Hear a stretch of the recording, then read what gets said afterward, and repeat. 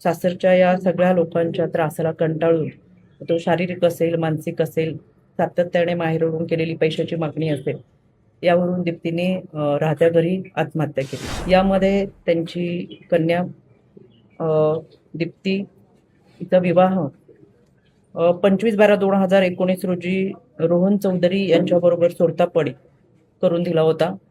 लग्नानंतर 1 वर्ष व्यवस्थित तिला नांदवत 1 वर्षानंतर माहेरवरून पैसे आणावेत, त्याचबरोबर व्यवसायासाठी पार्टनरशिपमध्ये घ्यावं आणि पहिली मुलगीच झाली या सगळ्या कारणावरून सातत्याने तिला मानसिक आणि शारीरिक त्रास दिला.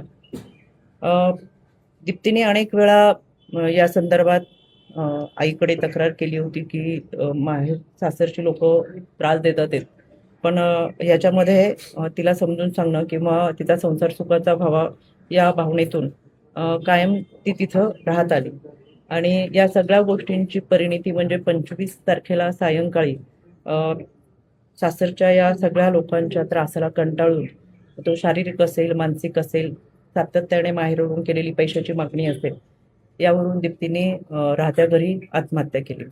खरं तर ज्यावेळेस मला ही घटना समजली, निलेशजी मगर आहे, दीपकजी मगर आहेत, हे सातत्याने खूप वर्षापासून एक संपर्क असल्यामुळे त्यांनी तातडीने संपर्क केला. त्यावेळेस DYSP तडस यांच्याशी मी फोनवरून संपर्क करून यामधले जे 4ही आरोपी होते म्हणजे सासू, सासरा, दीर आणि नवरा हे 4ही फरार होते.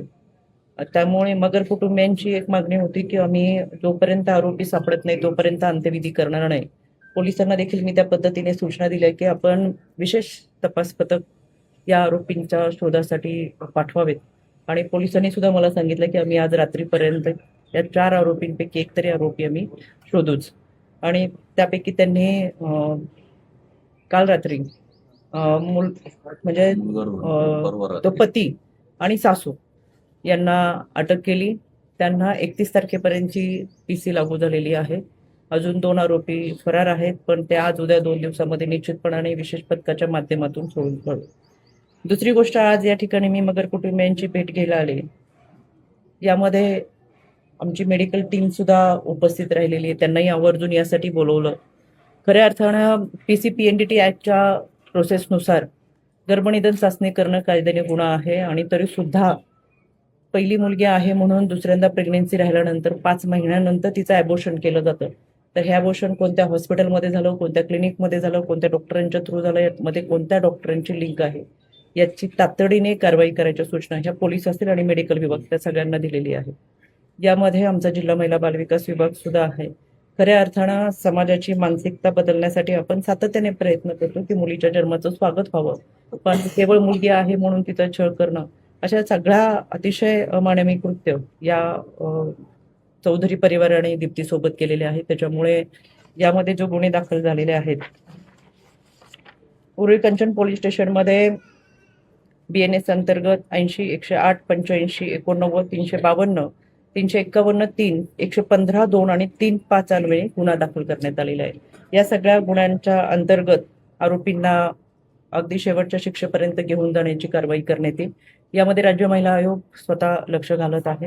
त्याचबरोबर एक जनजागृती मोठ्या प्रमाणात आजही समाजामध्ये होणं फार गरजेचं आहे. मला या निमित्तानं आवर्जून सांगायचंय, आपण सासरी जेव्हा मुलीला पाठवतो तर खऱ्या अर्थाने आम्ही महिला भगिनी संसार इतक्या काटेकाळजीने करत असतो की बाजारात गेल्यानंतर कोथिंबीरची जुडी सुद्धा 4 वेळा भाव करून कमी करत असतो. इथं तर लग्नाच्या बोहल्याच्या बाजारावरती जेव्हा मुलगी उभी असते तेव्हा तिच्यासाठी कोणीतरी लिलाव मांडते की काय अशी परिस्थिती निर्माण झालेली असते आणि सहजासहजी आपण सुद्धा त्या सगळ्या गोष्टी स्वीकारत जातो. त्याच्यामुळे मुलगी सासरी जेव्हा पाठवतो तेव्हा खऱ्या अर्थानं सासरच्या लोकांनी त्या मुलीबरोबर लग्न केलंय का आपल्या पैशाकडे पाहून पैशाबरोबर लग्न केलंय हा प्रश्न पडतो आणि अशी माणसं समाजामध्ये विकृत प्रवृत्तीने वावरतात आणि खऱ्या अर्थानं त्यांची भूक कधीच भागणारी नसते. म्हणून मला या निमित्तानं माझ्या तमाम महिला भगिनींना आव्हान करायचंय की बाईपणाची लढाई आपण सगळेजण लढलोय, पण भारतरत्न डॉक्टर बाबासाहेब आंबेडकरांनी तुम्हाला आणि मला संविधानाची घटना, कलम, कायदा यासाठी दिलाय की तू माणूस म्हणून जग. आणि म्हणून आता आईपणाच्या लढाईमध्ये आम्ही खऱ्या अर्थानं सगळ्यांनी पुढे येऊ. सासरी नांदणाऱ्या प्रत्येक मुलीला आवर्जून सांगितलं पाहिजे की तू जर सासरी नांदत असेल, तुला त्रास होत असेल तर माहेरचे दरवाजे तुझ्यासाठी कायम उघडे, तू कधी ये, तुझ्या लढ्यासाठी आम्ही समर्थन करू. आणि म्हणून तिच्याबरोबर उभी राहण्याची खऱ्या अर्थानं वेळ आहे.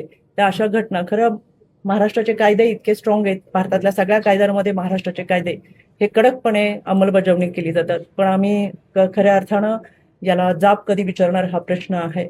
आणि म्हणून मला आवर्जून सांगायचंय, ज्या वेळेस कौटुंबिक हिंसाचाराच्या घटना घडतात त्यावेळेस तुम्ही घरातून सुद्धा 112 क्रमांकावरती तक्रार देऊ शकता. नवीन कायद्यानुसार ऑनलाईन पद्धतीने तक्रार देऊ शकता, जी गोपनीयता ठेवली जाते. बीट मार्शल दामिनी पथक भरोसा सेलमध्ये सुद्धा काउन्सिलिंग करून त्याच्यासाठी तोडगा काढला जातो. वन स्टॉप सेंटर म्हणजे एका छताखाली वकील देणं, मेडिकल करणं आणि या सगळ्या कायद्याच्या प्रक्रियेमधून पार करण्यासाठी त्या संबंधित महिलेला मदत केली जाते. असे 5 ते 6 व्यासपीठ ही केवळ कौटुंबिक हिंसाचारासाठी मोठ्या प्रमाणामध्ये सहकार्य करण्यासाठी महिलांसाठी उपलब्ध आहेत. म्हणून आपल्या माध्यमातून मला आवर्जून आव्हान करायचं आहे की असा कुठेही अजूनही तुम्हाला महिला भगिनींना त्रास होत असेल तर जरूर या सगळ्या ठिकाणी आपण तक्रार नोंदवावी. ही पोलीस यंत्रणा असेल, त्या पोलीस यंत्रणेबरोबर काम करणारे काउन्सिलिंग सेंटर असेल, जिल्हा महिला बालविकास विभाग असेल, हे आपल्या मदतीसाठीच आहेत.